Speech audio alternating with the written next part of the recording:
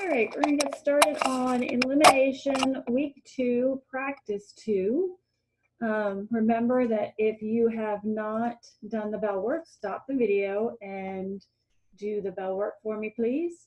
I just want to make sure that you're doing them beforehand. I am not going to go through the bell works today, so you need to do them because I'm going to give you the answer. What I'm trying to get you guys used to is once you see your answers on the form that you put in the notebook, that you go back and try to figure out what you got wrong. If not, then that's when I will step in and try to get you help so that you can figure out what you did wrong.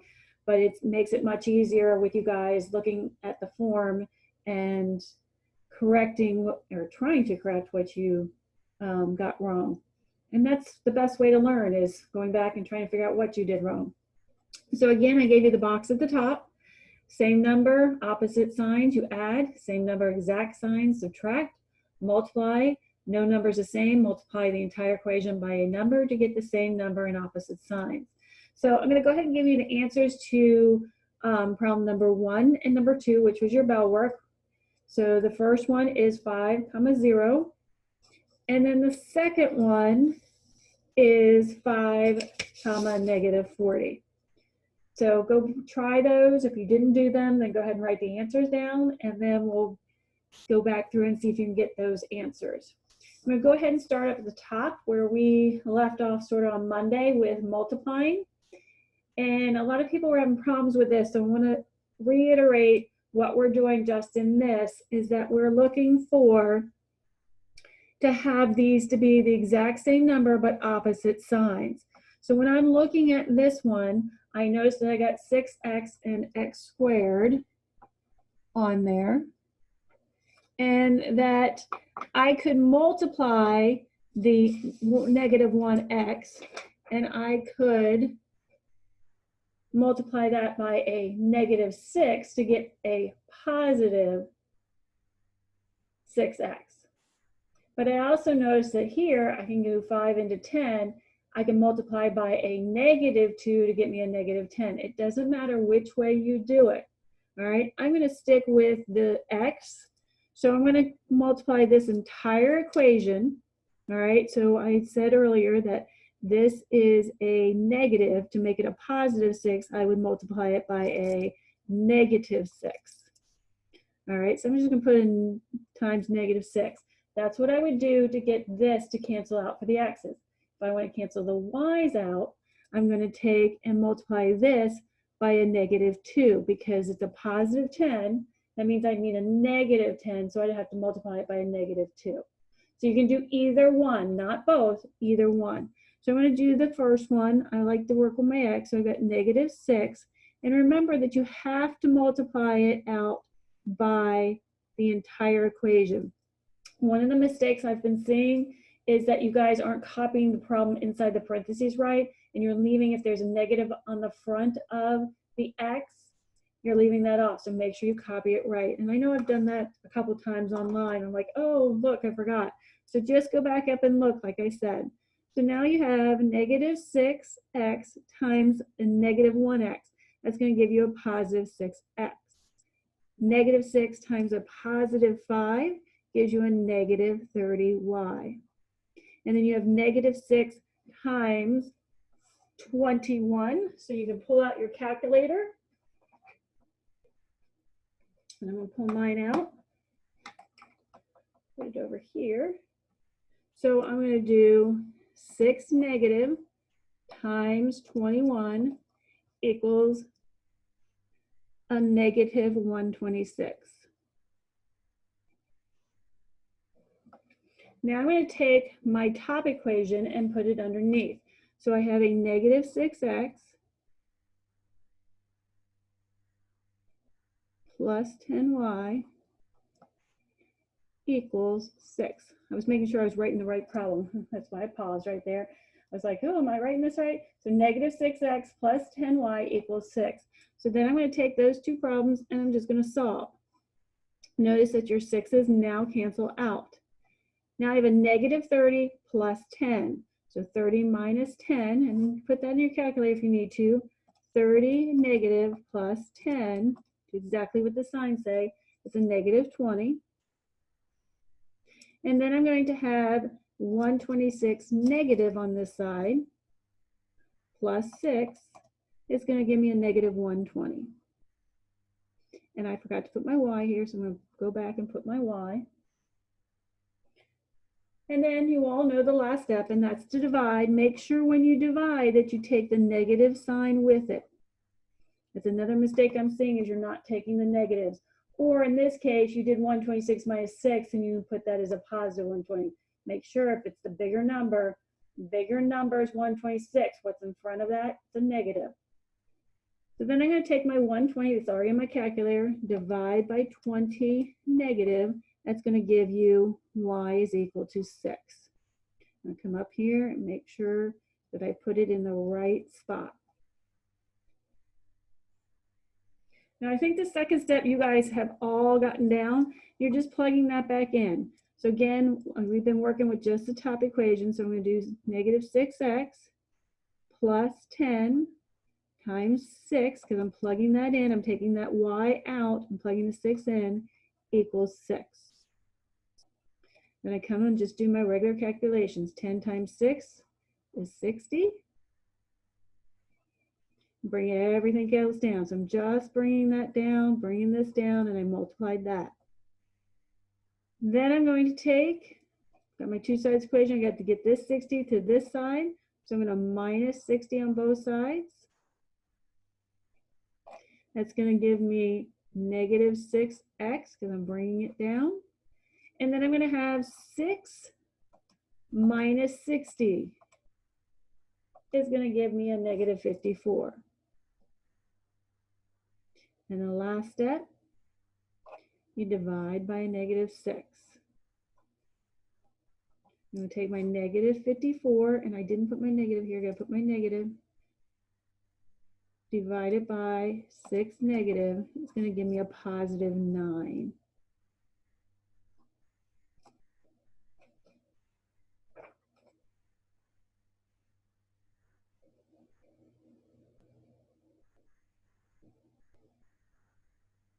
All right, we're going to do the next one. All right, 7x plus 14 equals 14, and 8x plus 7y equals 20. All right, so I'm going to slide this up. And my line went over here, so I'm going to draw this line over here. All right, so on this one, I'm looking at 7 and 8, and I'm going to say to myself, can 7 go into 8? The answer to that is no. So I know that I cannot use this at that point. Now, we may get to a point where I can multiply this top one all by 8 and the bottom one all by 7 and do that, but we're not doing that right now. We're just looking to see which one goes into which. Okay, we're keeping them really simple. So if I go to y, I got 7 can go into 14. Yes, it can go how many times? Well, if I multiplied this by a 2, I would get a positive 14. But I need it to be the opposite sign. So the opposite sign, I'd have to make that a negative 2. All right, so you've got to change and make sure the sign is opposite and that you have the correct number. So I'm going to take this bottom equation, multiply the entire thing by my negative 2. So I have negative 2 times negative 8. That's going to give me a positive 16x. I have negative 2 times positive 7, which gives me a negative 14y. And I have negative 2 times negative 20 is going to give me a positive 40. All right, so I multiply that all the way across. Now I'm going to write the top underneath that.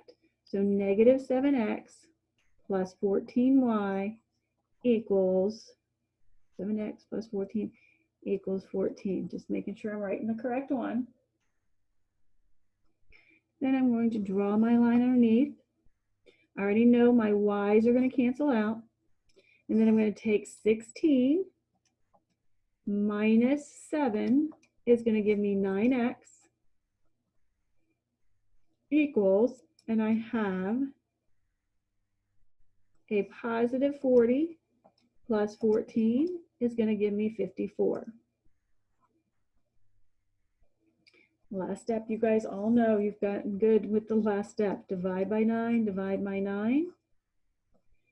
X is equal to, and if you need your calculator, just pull it out. Divide by 9 gives me 6. So my X is a 6. I'm going to plug that back in. Again, I'm just using the top equations just because that's what I'm used to doing, and that's the way I taught you guys to just go ahead and plug it in that top equation. So I'm going to multiply 7 negative times 6 is going to give me a negative 42. I'll move that up because I got to get more room on here. So that's a negative 42 plus 14y equals 14. And then I'm going to add 42, add 42. So I'm going to take my calculator again. 42 plus 14 is going to give me 56. All right, and bring down my 14y. I'm going to divide by 14, and that's going to give me y is equal to 4. Take that a little bit so you guys can see all of that.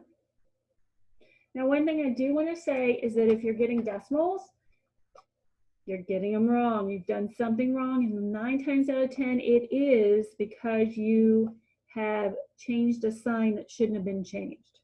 Okay? I want you to flip it over. All right? And mine doesn't have a back because I put it on 2 sides. Ooh, what did I do with my back? There we go. So you should have 4 problems on the back.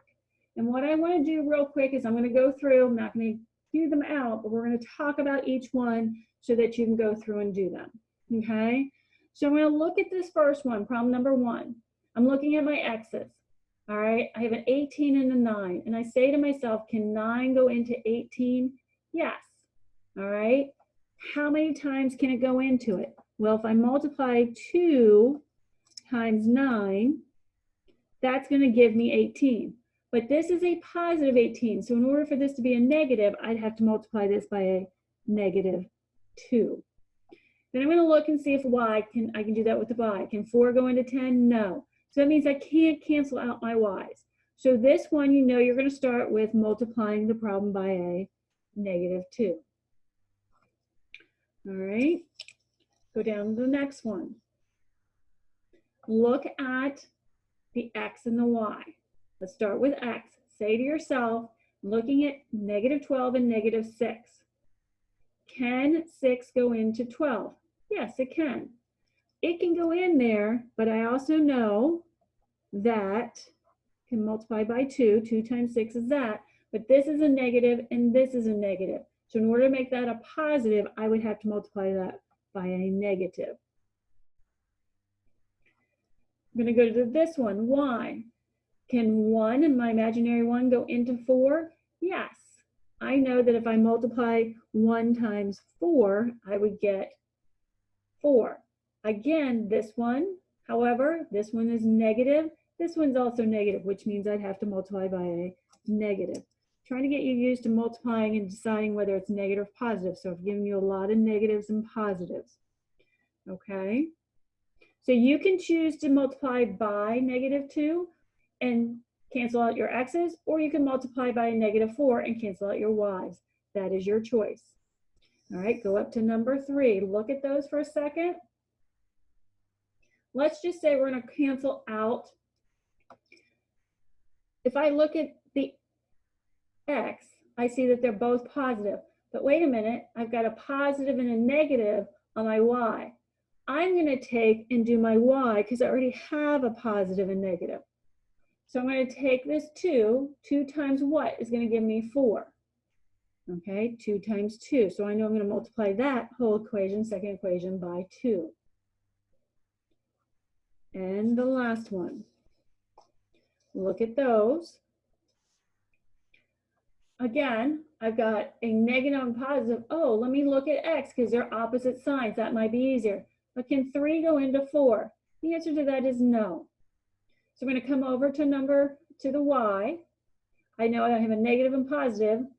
Now I'm looking, can 1 go into 4? Yes. 1 times what gives me 4? It would be times 4. And again, it's positive and stays positive because I already have opposite signs. All right, hopefully that helps get you started to get those done. If you've got questions, remember that you need to message me, or you need to send me a Google Voice. I am going to change my screen right here because I want to go back into the notebook just to make sure everybody knows. So I'm going to resume my share of my screen. So I want to make sure when you're going back in that you are putting in your answers and you're getting your answers here, okay? Because it gives you the answers whether it's right or wrong. Makes it much easier to see what you got right and wrong. That way I can get to your papers quicker. So that's just a little thing I want to make sure. So, and remember, click on everything in this notebook. All right, let me know if you need any help with anything.